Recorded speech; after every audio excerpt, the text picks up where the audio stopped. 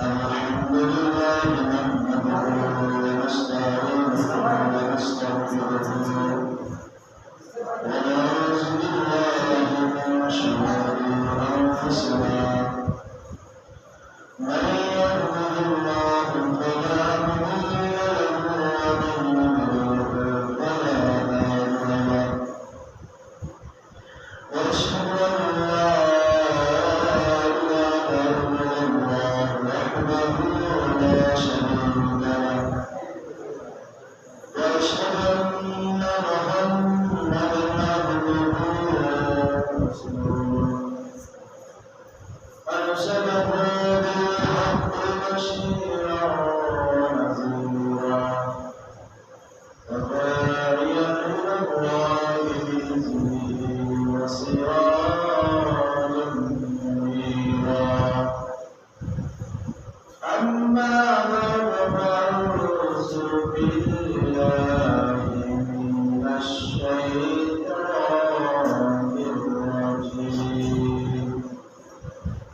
Bismillahirrahmanirrahim.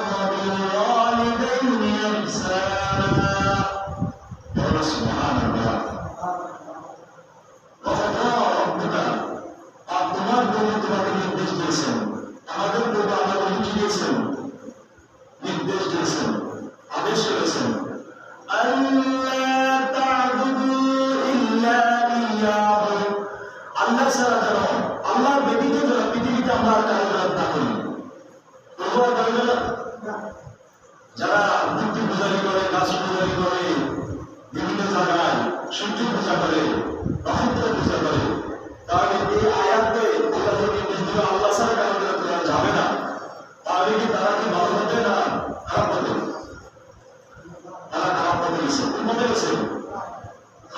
সিরাতুল মুস্তাকিমের পথে তারা নাই। আল্লাহ বলছেন পৃথিবীতে যত ইবাদত আমরা করবো আল্লাহর ইবাদত করবো, পৃথিবীর কোনো মানুষের ইবাদত আমরা করবো না। আল্লাহ তা'বুদু ইল্লা ইয়াহু, এবার আল্লাহ বলছেন ওয়া বিল ওয়ালিদাইনি ইহসানা, এবং তোমাদের পিতামাতার সাথে ভালো আচরণ করে তাদের সেবা করো। সুবহানাল্লাহ। তাহলে দেখেন আল্লাহর আদেশ পালন করে আল্লাহ মা বাবার কথাটা এখানে এক করে দিলেন। তার মানে হচ্ছে যে আমি আল্লাহ তোমাদেরকে পয়দা করেছি তোমার মা এবং বাবার মাধ্যমে, মায়ের উদরে তুমি ছেলে বলো সুবহানাল্লাহ। আর মায়ের উদরে থাকা অবস্থায় তুমি মাকে কতই না কষ্ট দিয়েছে। যখন ৮ মাস ৭ মাস হলে তখন সন্তান কিন্তু পেটে লাথি মারে, মানে কিনা? যারা এক্সরে করে, আল্ট্রাসোনোগ্রাফি করে, তারা দেখতে পারে দেখেন বাচ্চা কিভাবে যে লাফাচ্ছে, পেটের ভিতরে মায়ের পেটের ভিতরে কলিজের মধ্যে সে লাথি মারে। আর সে অবস্থায় আমরাও ছিলাম কিনা? এই পিতা মাতা আমাদেরকে সে পেটে লালন পালন করে দুনিয়াতে আসার পরে মা নিজে না খায় আমাদেরকে খাওয়াইছেন, দুধ খাওয়াইছেন, 2 বছর আমাদেরকে দুধ পান করাইছেন। 2 বছর ধরে আপনি আপনার সন্তানকে যদি মায়ের দুধ ছাড়া যদি ল্যাকটোজেন খাওয়ান, ল্যাকটোজেন একটা দুধ পাই গেছে, একটা ল্যাকটোজের দাম 600-800 টাকা, 1000 টাকা, মাত্র 1 সপ্তাহ খাওয়ানো, তাও বাচ্চা কান্নাকাটি করে, পেটে ব্যথা, কত রকম সমস্যা। 800 টাকা 1000 টাকা জিনিস আপনি খাওয়াচ্ছেন, 1 সপ্তাহের ভিতরে শেষ। আবার পেটেরও সমস্যা, আবার অসুস্থ হয়ে যায়। এভাবে 2 বছর হিসাব করেন তো কত টাকা আছে। আর আমার আপনার আল্লাহ আমার মায়ের উদরে মায়ের খাদ্য থেকে আমার আপনার জন্য ফোটা ফোটা করে ভিটামিন A to Z দিয়েছে, সুবহানাল্লাহ। যেটা খাদ্য লাগতো আমি ভাত, রুটি, মাংস, তরকারি, গোশত, ডিম যা খাইলে যা হতো সমস্ত কিছু আল্লাহ আমার মায়ের বুকের মধ্যে, আমাদের মায়ের স্তনের মধ্যে যে ফোটা দিয়ে আমরা দুধ টান দিয়ে গেলে 32টা সিদ্ধ, সুবহানাল্লাহ। এই সিদ্ধটা দিয়ে একটা সিদ্ধ দিয়ে একটা ভিটামিন দিতে, সুবহানাল্লাহ। আল্লাহ পাক আমাদেরকে সেই মা বাবা আমাদেরকে লালন পালন করেছেন। আর এই মা বাবার জন্য কি করতে হবে আমরা? وبالوالدين إحسانا إما يبلغن عندك الكبر أحدهما أو كلاهما, আর পিতা মাতা উভয়ের মধ্যে একজন যদি বৃদ্ধ হয় অথবা উভয়জন বৃদ্ধ হয়, মা বাবা কি বৃদ্ধ হয় না? তাদের উভয়ের মধ্যে যদি একজন অথবা 2 জন যদি বৃদ্ধ হয়ে যায়, আল্লাহ তাআলা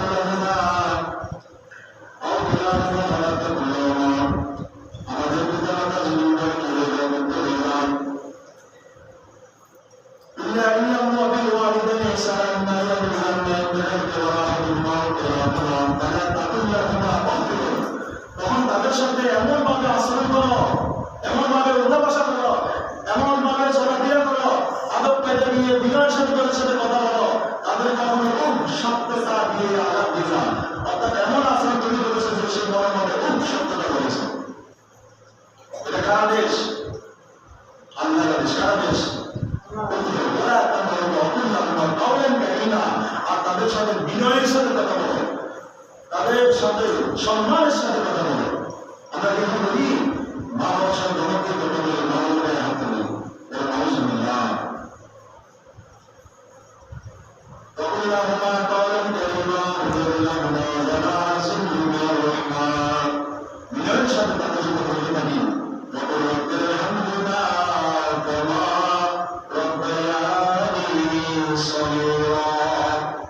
প্রথম আয়াতের অংশগুলো হচ্ছে মা বাবা জীবিত থাকা অবস্থায়। মা বাবা জীবিত থাকা অবস্থায় আমাদের কর্তব্য আছে, মা বাবা মারা যাওয়ার পর আমাদের কর্তব্য আছে। মা বাবা বলতে মা বাবাকে আমি মাটি নিয়ে চলে আসলাম, আমার দায়িত্ব শেষ নাকি? শেষ নয়। আল্লাহ পাক এই আয়াতের মধ্যে একটা অংশ আছে মা বাবা থাকা অবস্থায় তাদের খাওয়া দাওয়া, বরণ পোষণ, তাদের সাথে বিনয়ের সাথে কথা বলা, উঠা বসা, তাদের সমস্ত কিছু বহন করা, তার জামা কাপড় ইত্যাদি যা যেহেতু তারা যুদ্ধ হয়ে গেছে, তাদের ইনকাম করতে পারে না, তাদের শরীরের শক্তি হারিয়ে গেছে, তখন আমরা তাদের বিনয়ের সাথে তাদের খেদমত করবো। তাদের ওষুধ দাওয়া, বন্যা, বস্ত্র, বাসস্থান, তাদের ঘরের ব্যবস্থা সব কিছু আমরা করবো। এবার যখন আমরা সব কিছু করা শেষ, এবার মা বাপদের দিন নিয়ে চলে যাবো।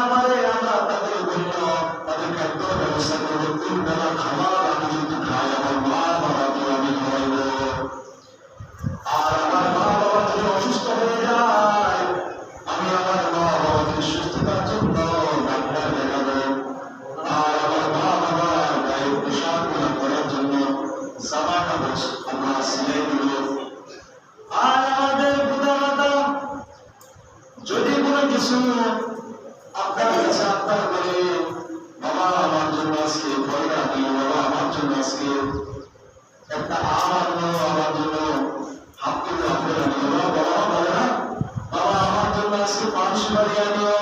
এভাবে মা বাবা যখন সন্তানকে কোন একটা বিষয় আপনার করে আপনি চেষ্টা করবেন আপনার সামর্থ্য অনুযায়ী আপনার মা বাবার জন্য যেখানে 1 কেজি আপেল নেওয়ার কথা সেখানে 1টি আপেল কিনতে যায় না, আপনি দেখে আপনি যদি 700 টাকা যদি আপেল কিনতে তাহলে আপনি একটা আপেলের মধ্যে আপনার মেয়ে পেয়ে যাবেন।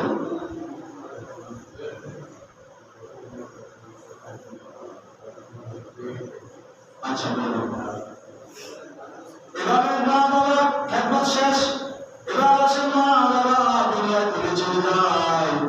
আমাদের অনেকের মা বাবা দুনিয়া থেকে চলে গেল।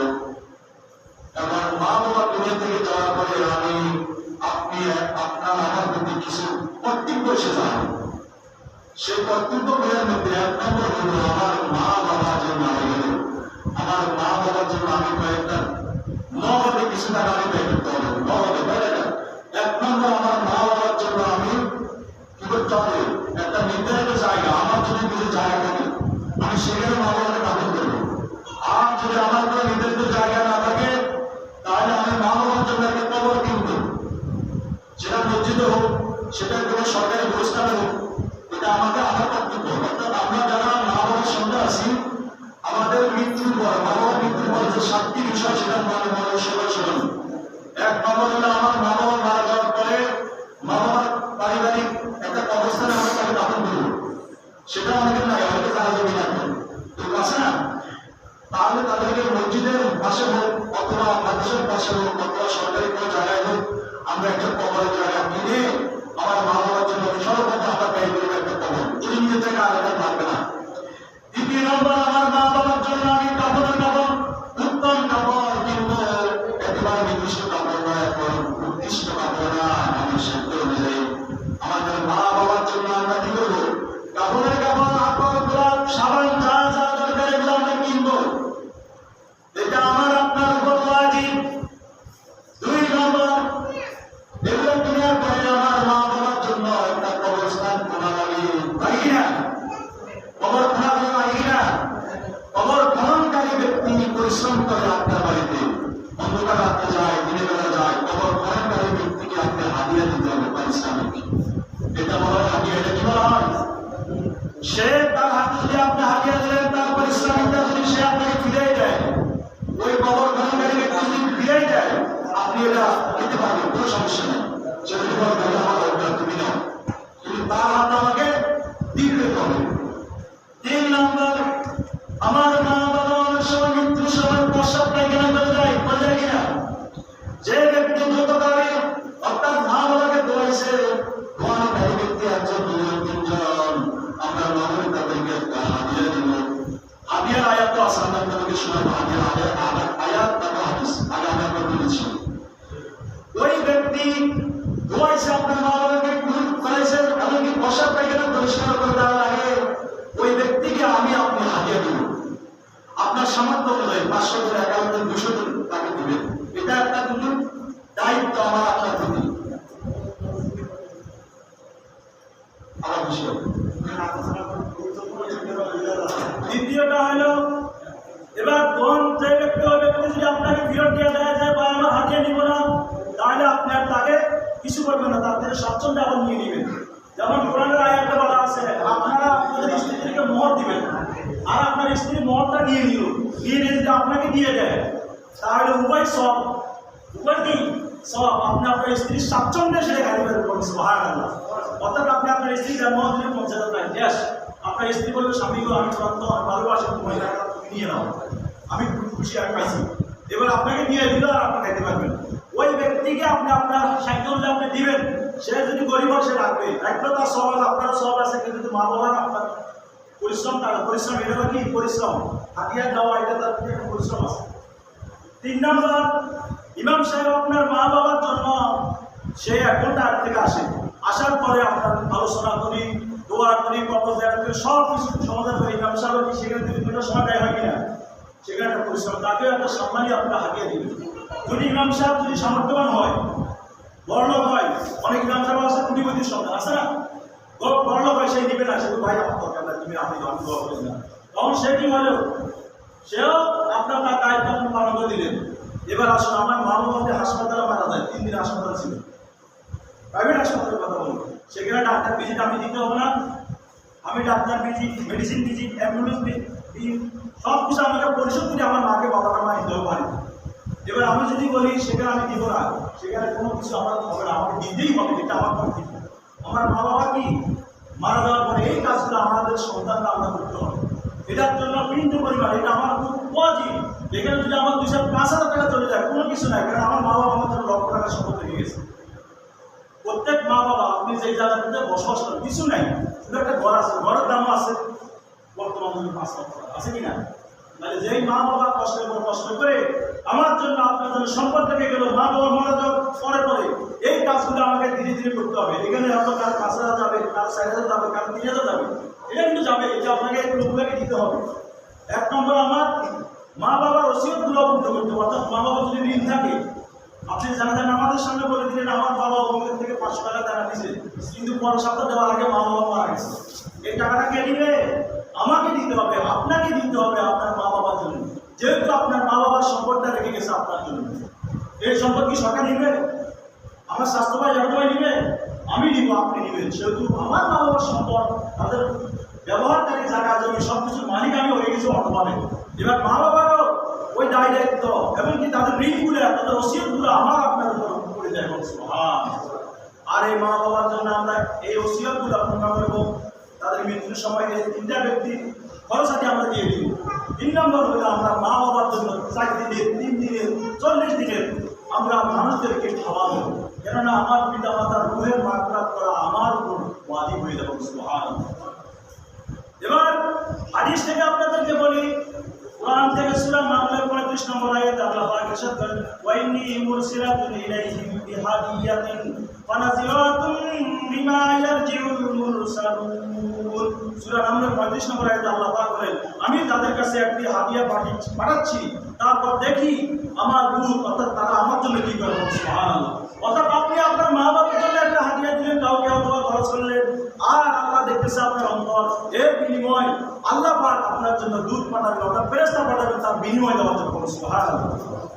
এবং আয়াতে সূরা বাকারার 157 নম্বর আয়াতে আল্লাহ পাক রব্বুল আলামিন ইরশাদ করেন, ওয়া তামালা আলা হুব্বিহি যাওিল কুরবা ওয়াল ইয়াতামা ওয়াল মাসাকিন ওয়া ইবনিস সাবিল ওয়াস সাইলিনা ওয়া ফির রিকাই ওয়া আকামাস সালাত ওয়া আতুজ যাকাত। এবার আল্লাহ পাক এই আয়াতে বলেন আল্লাহর ভালোবাসা আমরা মা বাবার জন্য ব্যয় করব, কার ভালোবাসায়?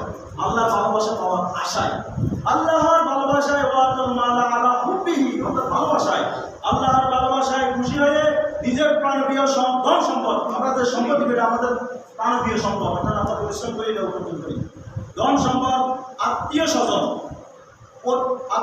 প্রথম বলছে আত্মীয় স্বজন, অর্থাৎ মা বাবা যে মারা যাওয়ার পরে আমরা যে মা বাবাকে খাওয়াই, ব্যয় করি না টাকা পয়সা, এখানে আত্মীয় স্বজনকে না করতে হবে। আত্মীয় স্বজন তো অনেক আছে, আত্মীয় স্বজনকে না বলি, হিংসা হিন্দারি করি, মা আত্মীয় স্বজন অনেকে দাওয়াত না দিয়ে অন্যকে দাওয়াত হবে না, তাদের কাছে চাইতে হবে, তাদেরকে বলতে হবে। আত্মীয় স্বজন, এতিম মিসকিন, ওয়াল মাসাকিন ওয়া ইবনিস সাবিল, এতিম মিসকিন, মুসাফির, সাহায্যকারী ব্যক্তি, অর্থাৎ কৃতদাসের মুক্ত দান করার জন্য হাদিয়া ব্যয় করা, সম্পদ ব্যয় করা আল্লাহর আদেশ। এটা কার আদেশ? আল্লাহর। অর্থাৎ এর ভিতরে আমরা যে ব্যয়গুলো করি, মা বাবার জন্য ব্যয় করি, এতিম, মিসকিন এবং নিকটতম আত্মীয় যারা অভাবগ্রস্ত, এবং কৃতদাস মুক্ত করার জন্য, কৃতদাস মুক্ত ছিল, যেমন হযরত বেলাল রাদিয়াল্লাহু তাআলা আনহুকে কৃতদাস মুক্ত করেছেন হযরত আবু বকর সিদ্দিক রাদিয়াল্লাহু তাআলা আনহু। মানে যে টাকা দিয়ে সে দাস কিনছে তার সাথে আরো 10 গুণ বাড়াই দেওয়া হয়েছে, কারণ বেলাল রাদিয়াল্লাহু তাআলা আনহু শাস্তি দিচ্ছেন। অপরাধ কি? বেলাল রাদিয়াল্লাহু তাআলা আনহু ছিলেন উমাইয়া ইবনে খালদের কৃতদাস। সে সেখানে থাকা অবস্থায় সে একদিন স্বপ্ন দেখে নবী সাল্লাল্লাহু আলাইহি ওয়াসাল্লাম তার মাথার শিরে বসে আছেন, সুবহানাল্লাহ, এবং তাকে কালেমা শরীফ পড়াই দিয়েছেন, লা ইলাহা ইল্লাল্লাহু মুহাম্মাদুর রাসূলুল্লাহ। এবার যখন সে নবীজিকে স্বপ্নের মধ্যে যখন সে কালেমা পড়ল, এবার সে ওইখান থেকে এবার আল্লাহ নবীর গুণগান সে গাইতে থাকতেন। সে কাজ করে মুখে, কিন্তু আল্লাহ আল্লাহ নবীর নাম। একদিন সে উমাইয়া ইবনে খালদ শুনে ফেলছে যে সে কার ইবাদত করে। এবার যখন শুনছে সে আল্লাহর ইবাদত করে, সে মুসলমান হয়ে গেছে, নবী থেকে সে স্বপ্নে দেখেছে। সুবহানাল্লাহ। এবার উমাইয়া ইবনে খালদ তিনজন ব্যক্তিকে নিয়োগ করলেন যে এ আজকে থেকে যদি তাকে সুন্দরভাবে বলো, তিনবার বলবে, আর যদি সে এই যে মুসলমান হয়েছে এটা তাকে যদি সে বাদ না দেয়, সে আমার ইবাদত যদি না করে, তাহলে তিনজন ব্যক্তি তাকে মারিবে। একজন সকাল থেকে দুপুর পর্যন্ত তাকে মারতে থাকবে, আরেকজন কাঁটাযুক্ত চাবুক দিয়ে তাকে মারবে। এবার তিনজনকে তিনটা দায়িত্ব। একজন বললো যে উত্তপ্ত বালুর উপর তাকে পাথর দ্বারা চাপা দিতে বলো।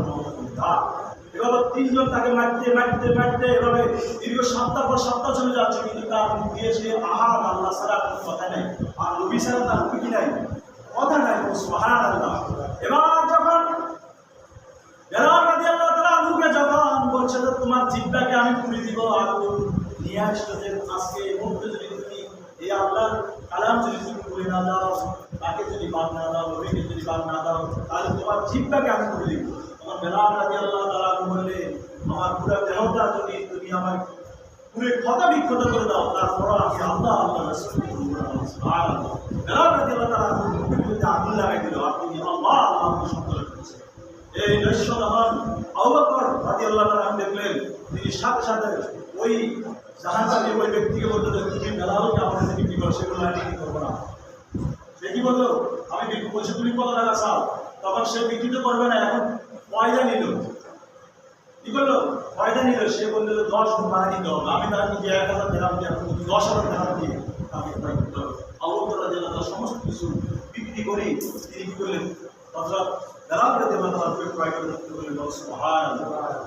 আর বেলাল রাদিয়াল্লাহু তাআলা এই নির্যাতন কেন? আল্লাহ এবং আল্লাহর রাসূলকে ভালোবাসে দিলেন। এবার হুজুর পাক সাল্লাল্লাহু আলাইহি ওয়াসাল্লাম সবই জানেন, সবই শুনেন। হুজুর পাক সাল্লাল্লাহু আলাইহি ওয়াসাল্লাম বললেন, ও বেলাল, আমি যে মসজিদের ইমাম, আজ থেকে আমি তোমাকে সেই মসজিদের মুয়াজ্জিন হিসেবে নিয়োগ করলাম, সুবহানাল্লাহ। বেলাল রাদিয়াল্লাহু তাআলা দীর্ঘ 1 বছর 2 বছর এভাবে আযান দিচ্ছেন। বড় বড় কারীরা চলে আসতো বিদেশ থেকে, আসলে মসজিদে একদিন নামাজ পড়তে আসতো, আর বেলাল রাদিয়াল্লাহু তাআলা আযান দিচ্ছেন। তিনি আযানের মধ্যে আশহাদু আল্লা আশহাদু বলতেন, অর্থাৎ মুখে যে পুরি দিচ্ছে, উচ্চারণটা হতো না। এবার মুক্তিরা বলতেছে এর আযান হবে না, এর আযানে ভুলেছে, এক একজন সমালোচনা শুরু করলো। এবার বেলাল রাদিয়াল্লাহু তাআলা আনহুকে সময় করে নবী করিম সাল্লাল্লাহু আলাইহি ওয়াসাল্লাম বলেছেন, বেলাল তুমি অফ যাও, তুমি বাড়ি চলে যাও, নামাজের জন্য আবারও তো আযান তুমি দিও না। এবার আযান দিয়েছে, ফজরের আযান দিয়েছে বড় শ্রেষ্ঠ কারি মুখে কণ্ঠ শিল্পী, যে মানে সবচেয়ে দামি কণ্ঠ এবং কি সুরক্ষিতভাবে সে আযান দিল। কি দিল? ফজরের আযান দিল। ফজরের আযান দেওয়ার পরে 1 ঘন্টা চলে যায়, 2 ঘন্টা চলে যায়, কিন্তু সূর্য উদিত হয় না, অর্থাৎ রাত্রি আর যাচ্ছে না। সুবহানাল্লাহ। আর বেলাল রাদিয়াল্লাহু তাআলা অন্যদিকে বাড়িতে বসে বসে কান্না করতেছেন, আয় আল্লাহ, আমি কি অপরাধ করলাম? এত বছর আমি মসজিদের খেদমত করতেছি, আজকে থেকে আমাকে অপরাধী দিল, আমার তো কোনো দোষ নাই। আমি তো আল্লাহ তোমাকে ভালোবাসি, তোমার রাসূলকে ভালোবাসি, বিধায় আমার মুখ পুড়ে দিছে, এজন্য আমি সহি শুদ্ধ করে উচ্চারণ করতে পারি না। ও আল্লাহ, তুমি আমার জন্য দয়া করো, আমাকে মাফ করো। বেলাল এখানে কান্না করে, আর ওইদিকে আল্লাহ পাক রব্বুল আলামিন রহমতের দোষ করে গেল। আল্লাহ বলছে, খবরদার, সূর্য তুই উঠবি না আজকে।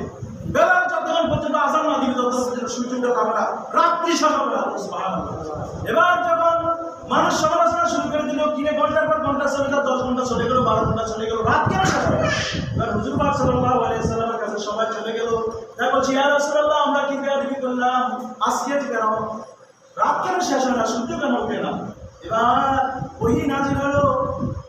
নবীজি চিন্তা করলেন, নিশ্চয় আজকে বেলাল আযান না দেওয়ার কারণে আমার আল্লাহ গুসা হয়ে গেলেন। আবার বেলালকে নিয়ে আসো। বেলালকে বললেন, ও বেলাল, তুমি আযান দাও, উঁচু পাহাড়ের উপরে চলে যাও, উঁচু জায়গায় আযান দাও। বেলাল চলে গেলেন, সাফা মারওয়া বলছে না, এখানে পুরো জানা যেতে হবে, কেননা এই আযান, বেলালের আযান সিদরাতুল মুনতাহা পর্যন্ত চলে যাবে। সুবহানাল্লাহ। এবার বেলাল যখন আযান দিলেন, এবার সেখানে হয় না, নবীজি বলছেন তুমি সবচেয়ে উঁচু জায়গা হলো খানায় কাবা। সুবহানাল্লাহ। এবার বেলাল বলে, আল্লাহ রাসূল, ও আল্লাহ রাসূল, সবচেয়ে উঁচু জায়গা আছে খানায় কাবা, যেখানে কালো গিরা, ওইখানে উপরে আযান দেওয়ার জন্য আল্লাহ নবী নির্দেশ দিলেন।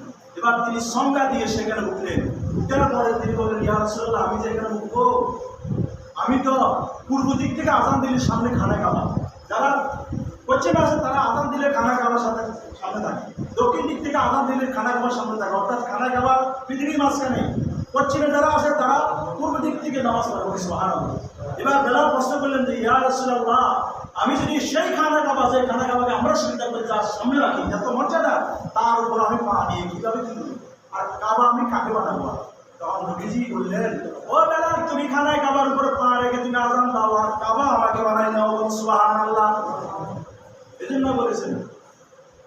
আশিকরা বলেছেন যে 800 কাবা মদিনা, কাবা কাবা মদিনা, জান্নাতুল মাওয়া মদিনা। অর্থাৎ মদিনা আমার নবী। মদিনা বলতে কাকে বোঝায়? তিনি কাবারও কাবা। বলুন সুবহানাল্লাহ। কেন কাবার কাবা? নবীজি জোহরের নামাজ পড়তেছেন, 2 রাকাত নামাজ পড়ছেন, অর্থাৎ খানা কাবা হওয়ার আগে তিনি অন্যদিকে নামাজ পড়তেন। নবীজির আদেশ ছিল অন্য মসজিদ দিকে নামাজ পড়া। আল্লাহ নামাজের ভিতরে নবীজি বলছেন, চিন্তা করতেছেন, হায় আমি যদি কাবার দিকে ফিরে নামাজ পড়তে পারতাম। এটা নবীজি নামাজের ভিতরে চিন্তা করতেছেন। আমার আল্লাহ সব কিছু শুনেন। এই নবী যে আপনি 2 রাকাত পড়ছেন, আপনার মনের ইচ্ছা আমি সাথে সাথে পূরণ করতে চাই। আপনি বাকি 2 রাকাত খানায় কাবার দিকে ফিরে নামাজ পড়বেন। সুবহানাল্লাহ। অর্থাৎ নবীজি সেখানে নামাজ আদায় করতে যায় 2 রাকাত, 4 রাকাত আল্লাহ আপনাকে ওয়াইড করলেন। আল্লাহ বলছেন, যা, কোনো সমস্যা নেই, তুমি যেদিকে মুখ করো সেদিকে আপনি আল্লাহ। অর্থাৎ আল্লাহ নবীকে আদেশ দেন আপনি এখন বাকি 2 রাকাত খানায় কাবার দিকে ফিরে নামাজ পড়বেন। সুবহানাল্লাহ। তাহলে দেখেন আমার আল্লাহ আমার নবীকে কত ভালোবাসেন। কিন্তু যেই কাবা আমরা এত সম্মান করি, সে কাবা হতো না যদি আমার নবী না হতো। আজ আমরা মা বাবার বিষয়ে কথা বলছিলাম। আসুন আমরা আমাদের পিতা মাতা যে কথাগুলো বলছিলাম এগুলো মাথায় রাখবেন। পিতা মাতার ইন্তেকালের পরে আপনি কি চান আপনি মা বাবার টাকা নিয়ে যান? আপনার কবর কোনো ব্যক্তিকে আপনি অবশ্যই কিছু হারিয়ে দেবেন, সে না আনলে সমস্যা নেই, ফিরে দেবেন। আপনি আপনার দ্রুতকারী ব্যক্তিকে আপনি আপনার হারিয়ে দেবেন, 500, 200, 300 টাকা খুশি পারবেন, সেটা পরিশ্রম আছে।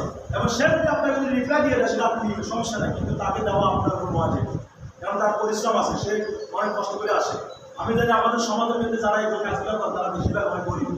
তারা কি গরিব, এবং তার পরিশ্রমে আমি আপনাকে দিব না কেন? আমার মা বাবা যে আজকে মারা যায়, আমাকে মনে করতে হবে কমপক্ষে আমি 5,000 টাকা ঋণী হয়ে গেলাম। অর্থাৎ আমাকে অবস্থান, আমাকে কাপড় দাপড়, আমার জানাজা নামাজ এবং আমার সমস্ত অনুষ্ঠানিকভাবে এগুলো আমাকে ব্যয় করতে পারে। আমি এখন থাকলে একজনের 5,000 টাকা যাবে, আর যদি আমাদের সাইবার ক্রাইম মিলে থাকে তাহলে সবাই মিলে সমানভাবে মা বাবার জন্য ব্যয় করবে। একটা অনুষ্ঠানে যদি 5,000 টাকা খরচ হয়, একটা মাইয়েদের সমস্ত কার্যক্রম শেষ হতে যদি 5,000 টাকা খরচ হয়, বাইরে থাকে 5,000, তাহলে বাইরে কত করা হবে? 1,000 টাকা করে করবে। আর 3,000 টাকা খরচ করলে 1,000 টাকা করে করবে। এটা আমার মা বাবার জন্য আমি দিতে হবে, কেননা আমি কোনো ব্যক্তির কাছে আমার মা বাবাকে করবো না, ছোট করবো না, এবং কোনো দাবি আমরা অর্জ রাখবো না। অর্থাৎ কোনো ব্যক্তির কাছে আমরা কি করবো না, ঋণী রাখবো না, তার পরিশ্রমিক আমরা তাকে দিয়ে দেবো। ইনশাল্লাহ আমরা সবাই পারবো তো? ইনশাল্লাহ। মা বাবা আমাদের জন্য করেছেন, আমরা তাদের জন্য করে দেবো। ইন্তেকালের পরে মা বাবার আত্মীয় স্বজন বন্ধু বান্ধব তাদের সাথে ভালো আচরণ করবো। অর্থাৎ আমার আব্বার বন্ধু, আমি তাকে শ্রদ্ধা করবো। অর্থাৎ আমার আব্বা এই কাজগুলো ভালোবাসছেন, আমার আব্বা এই ব্যক্তিকে দেখে 1 কাপ চা খাওয়াইতেন, আমি তাকে দেখলে 1 কাপ চা খাওয়াবো। কেন? কারণ আমার আব্বা তাকে ভালোবাসতেন, সেজন্য আমিও তাকে ভালোবাসতাম। সুবহানাল্লাহ। আমার আম্মা পার্শ্ববর্তী মহিলা দাদিকে ভালোবাসতেন, আসলে পুরুষ ভাত খাওয়াইতেন, পুরুষ চা খাওয়াইতেন, আমি তাকে দেখতে তাকে সম্মান করবো, কারণ আমার মা তাকে ভালোবাসতেন। কথা বুঝতে পারছেন? এবার মা বাবার আত্মীয় স্বজন, মা বাবার বন্ধু বান্ধবকে সম্মান করবেন, চাচা চাচাকে সম্মান করবেন, আত্মীয় স্বজনকে সম্মান করবেন। তাহলে আল্লাহ পাক বলেছেন, "রিদা রাব্বি ফি রিদা ওয়ালিদাইন", পিতামাতার সন্তুষ্টি আল্লাহর সন্তুষ্টি। বলুন সুবহানাল্লাহ। আর পিতামাতার জন্য আমরা যাই করব সেটা কবরস্থানে তারা কবর থেকে সেটা পেতে থাকে। বলুন সুবহানাল্লাহ। আল্লাহ পাক আমাদেরকে সহিহ বুঝার সুযোগ বলে আমিন ওয়া আলহামদুলিল্লাহ। যারা পড়ে আমরা কথা বলি, আরেক সময় যখন কথা বলি সেটা হলো, আমি আপনাদের একটা কাজ শুরু করছিলাম ঈদের আগে জুমাতে, কেউ 500 কেউ 200 কেউ 300, যাদের সাথে ইনশাল্লাহ লাগাইছে যে ইঞ্জিনিয়ার আয়োজন করে দেখে গেছে, মানে আপনাদের সাথে করেছিল, সাথে কিন্তু কাজ করা লাগবে, তাহলে কাজ 7টা থেকে 100 পর্যন্ত সেখানে হবে। এটা কাজ আছে, আরো কোয়ালিটির কাজ অবশ্যই দেখছে সবাই, কোয়ালিটির কাজ কিন্তু জরুরি। এই কাজগুলোর উপরে নির্ভর করে করতেছে আমাদের 10 জনের সহযোগিতা। আমরা এখানে একসঙ্গে উপস্থিত আছি, আমরা সবাই যেটা লেখছি এটা দিব, যারা এখনো লেখিনি তারাও দিব, এবং বিদেশের বাড়িতে এবং শিল্পপতি এবং ধনপতি যারা তাদের কাছে আমরা দরখাস্তের মাধ্যমে হোক বা বলি হোক, টেলিফোনের মাধ্যমে হোক, আমরা আমাদের মসজিদের কাজটা আমরা সবাই আমরা মনে করবো এটা আমাদের পারিবারিক ঘর। যেমন আমরা যে ঘরটা আমরা বাড়ি থাকি না, ওই বাড়ি ঘরটা যেন আমরা মেরামত করি একজন মিলি, কিন্তু আমরা 100 জন মিলিয়ে ঘরটাকে আমরা মেরামত করবো, আর আল্লাহ পাক কুদরতি হাতে আমাদের ঘর মেরামত করবেন। ইনশাআল্লাহ আমরা সবাই যারা লেখছি সবাই টাকা দ্রুতভাবে দিয়ে দিব। আমরা কি কেউ টাকা নিয়ে আসছি যারা টাকা নিয়ে আসছে কি?